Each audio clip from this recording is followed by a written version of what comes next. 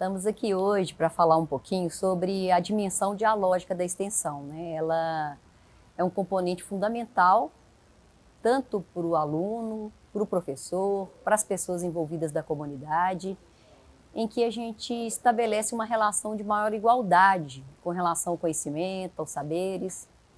E muitas vezes, quando a gente percebe nos projetos de extensão, na elaboração dos projetos, a gente precisa ter essa clareza e dar essa evidência de que esse projeto ele se pauta por essa forma de relação, de aprendizagem, que o professor aprende, que o aluno aprende, que a comunidade aprende, mas de uma maneira diferente dos costumes mais tradicionais da educação formal. A extensão, então, ela vai garantir uma certa condição da cultura ser integrada, das outras lógicas, dos outros saberes, das artes, né? E com isso a gente tem muito mais riqueza nesse processo que visa a transformação. Então, essa forma de trabalho da extensão, a meta dela é realizar mudanças, mas não com uma única perspectiva, com essa perspectiva coletiva, onde todos possam colaborar o seu ponto de vista por meio de diálogo, por meio de processos em que a gente encontre, né, uma dinâmica mais construtiva e mais solidária. Então, eu selecionei aqui algumas palavras-chave que são importantes para quem for escrever um projeto, para quem está executando ações de extensão, seria importante a gente estar atento se elas emergem, se elas estão sendo esquecidas, né? Então, vou começar por uma primeira palavra, que é um primeiro conceito, que é a criação de sentido. Como que eu vou criar um sentido se o único discurso pode ser legitimado? Pode ser, para uma parte desse grupo, algo que gere muito sentido, mas para outra parte, seja uma parte acadêmica, ou institucional, ou mesmo dentro das formalidades, determinados procedimentos e métodos, eles geram sentido. Para outras pessoas, não. Então, esse diálogo é justamente para ver esse equilíbrio, para ver essas condições em que a gente consiga construir essa coletividade nos sentidos possíveis para essa busca da transformação. Uma outra palavra importante é um diálogo igualitário. É muito comum em qualquer espaço a gente trabalhar com hierarquias em que muitas vezes quem tem voz é quem já tem um status maior. E ali a gente se perde a riqueza de sugestões, de conhecimento, de troca, de respeito, inclusive, entre as pessoas, onde a gente vai conseguir estabelecer o que a gente pode chamar também, né, de uma garantia dos direitos. Essa igualdade no modo de falar, no modo de expressar, não é a gente homogeneizar o jeito de dizer, mas é considerar o jeito de dizer das pessoas, né? A forma que se fala, a forma que se compreende aquilo que está sendo dito, e também nas decisões que vão ser tomadas, é muito importante a gente considerar que há, dentro do diálogo, realmente a escuta das duas partes, das partes envolvidas, se forem mais de duas, e que a partir desta relação a gente já pensa mais fortemente a importância de um diagnóstico. Como que eu começo um diálogo mais igualitário? Não sou eu como um professor, uma professora, um professor, um aluno, um acadêmico que determina o que é importante para o outro. Então, no diagnóstico, a gente levanta as demandas, a gente cria esse tipo de diálogo. Quando eu não tenho condição de conversar com muitas pessoas, eu elejo algumas pessoas que são chave para criar esse diálogo.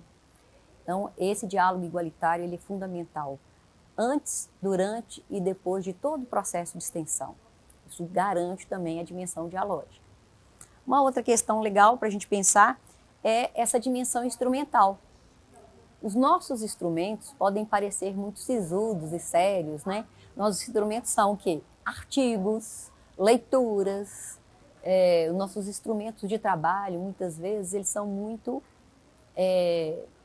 pautados para uma dimensão do aprendizado e da troca mais acadêmico.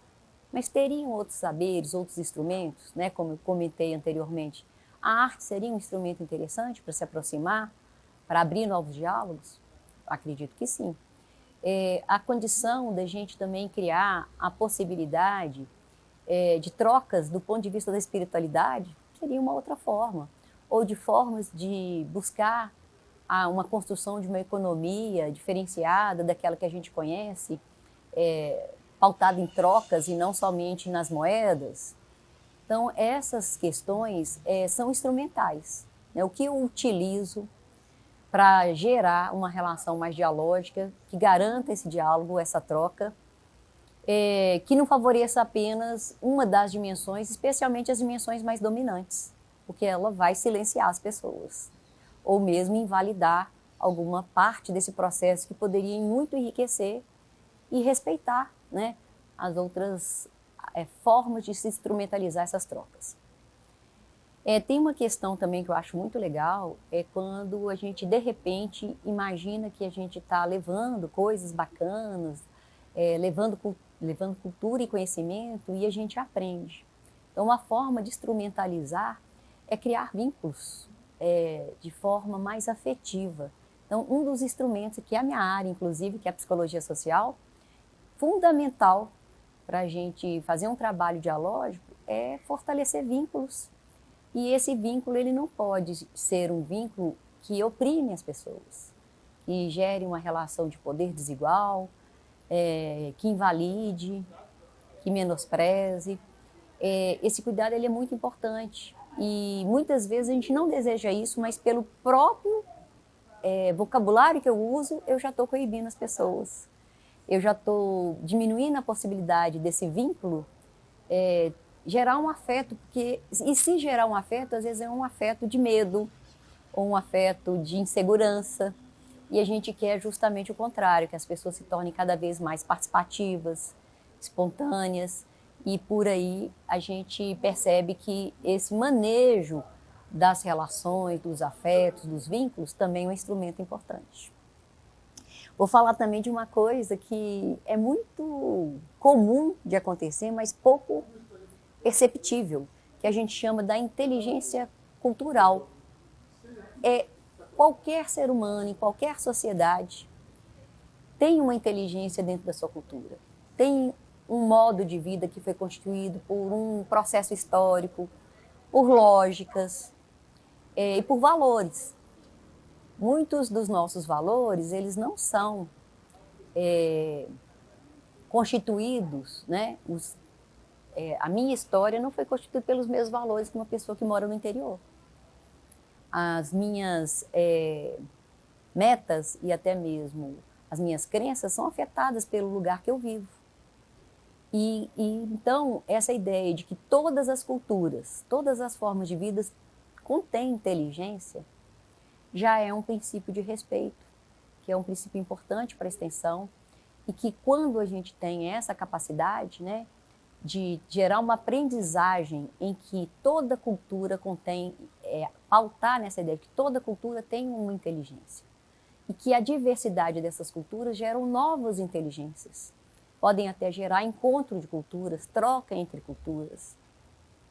E para a gente pensar, às vezes, um projeto, muitas vezes a gente pensa assim, vamos fazer oficinas de saúde, atividades de formação de professores, e a gente traz, né, toda essa bagagem de entendimento de um recorte da realidade que não respeita as outras culturas. Mesmo que a nossa intenção seja se aproximar, às vezes a gente cria mais distância ainda. Essa que é a grande importância de se estar atento a essa dimensão cultural. Um exemplo, a forma que eu uso o verbo, às vezes muito corretamente, ou a forma que eu me visto, a forma que a gente coloca do ponto de vista até do consumo, o que vale mais, o que vale menos, né? Todas essas circunstâncias, elas perpassam uma cultura que podem invalidar, aproximar, distanciar as pessoas e, especialmente, produzir efeitos de reprodução e não de transformação. um efeito que já vem, né, sendo dito, né, há muitos anos por Paulo Freire, de oprimir. Então, quando eu entro com esse conceito de uma cultura que pode ser considerada como uma forma de inteligência múltipla e não uma forma única dominante, a gente abrange novos processos, a gente abrange querer saber do outro, abrange uma possibilidade de eu ampliar a minha visão, sensibilizar com essas outras realidades e do ponto de vista de qualquer profissão, especialmente pensando, né, nos princípios da PUC Minas, a gente sabe que isso é uma das nossas metas, né, trazer uma formação humanizada e respeitosa, especialmente solidária, em qualquer área do conhecimento aqui da PUC.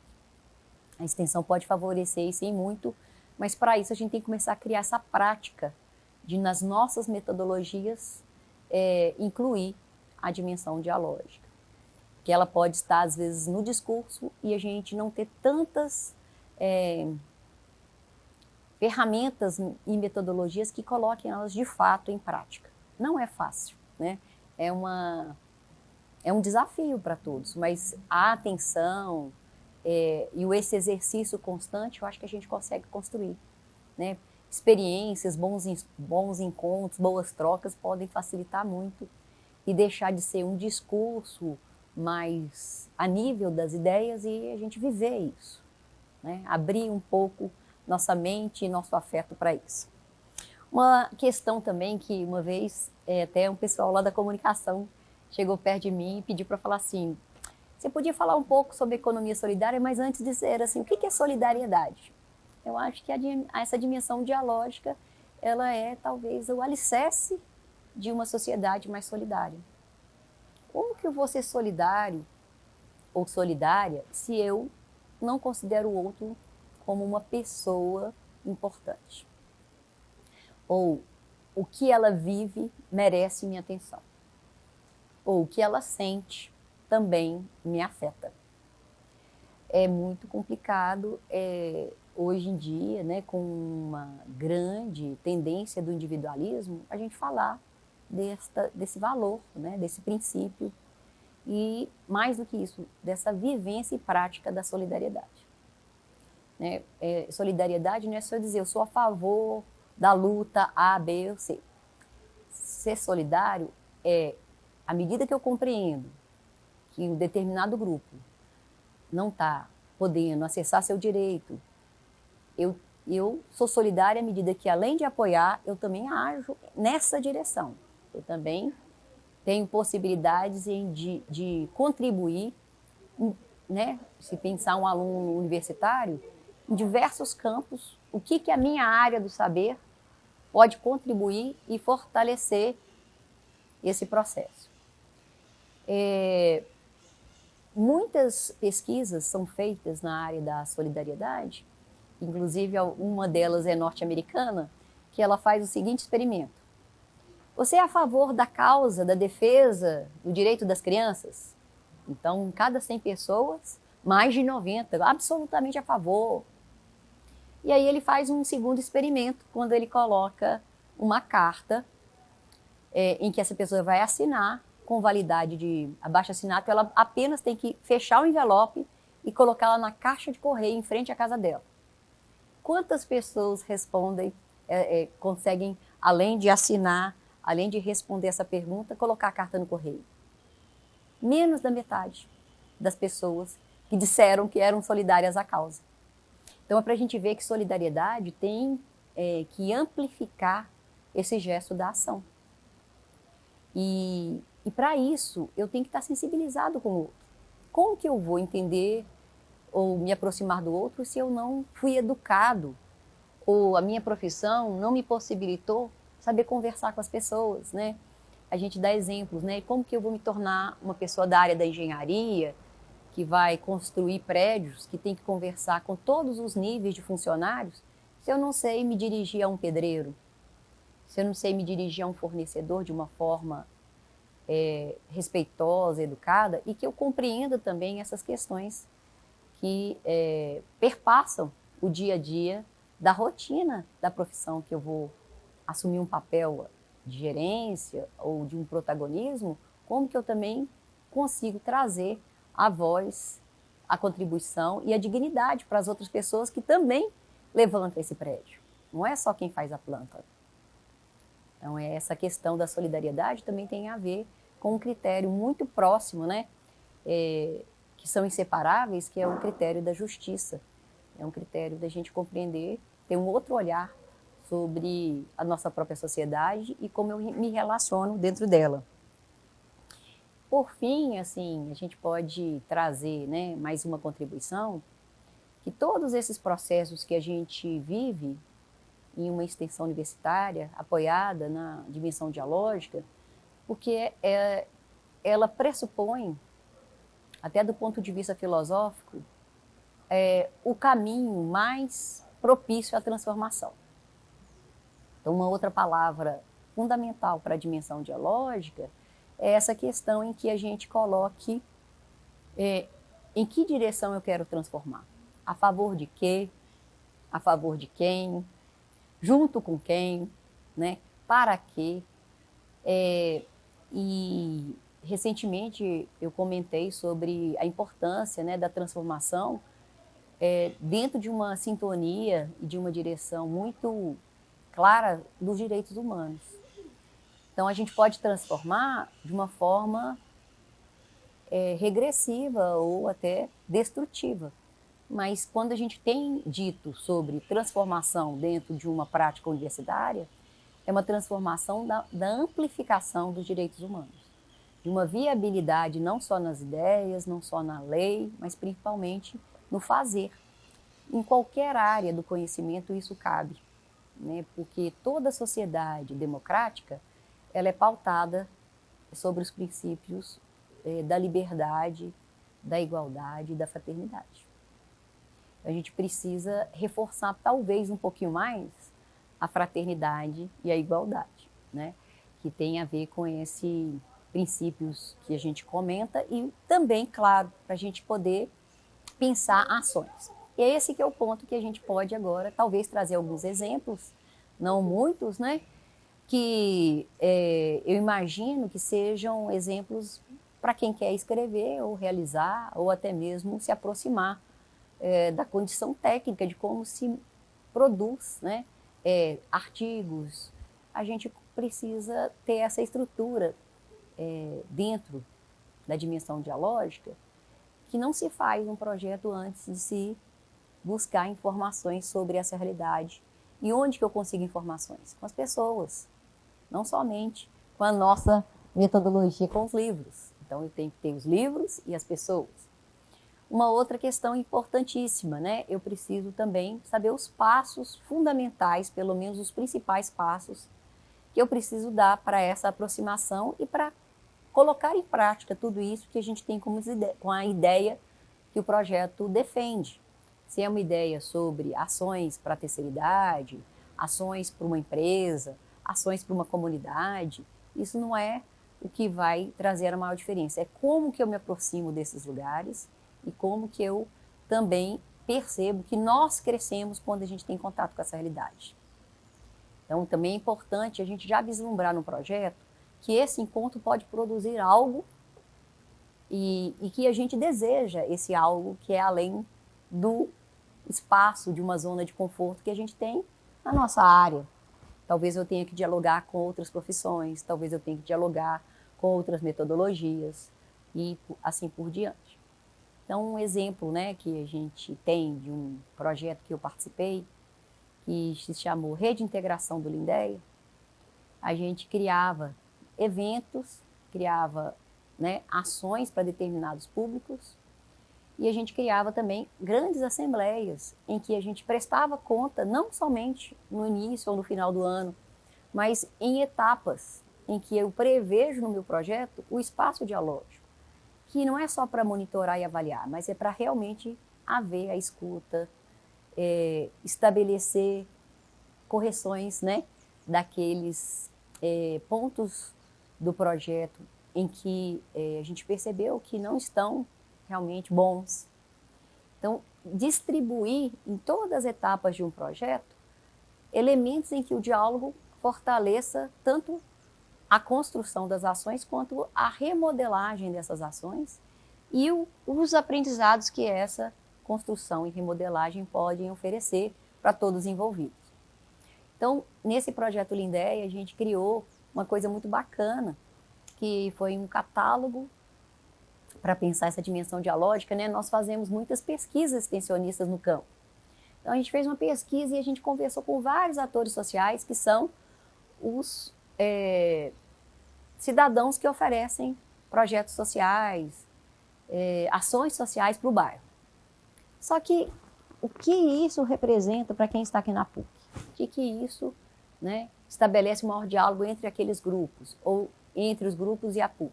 Muito pouco. Então a gente criou um catálogo de instituições sociais, em que a gente coloca detalhadamente, né, que horário, o que se presta, com quem conversa, como acessar esse tipo de serviço.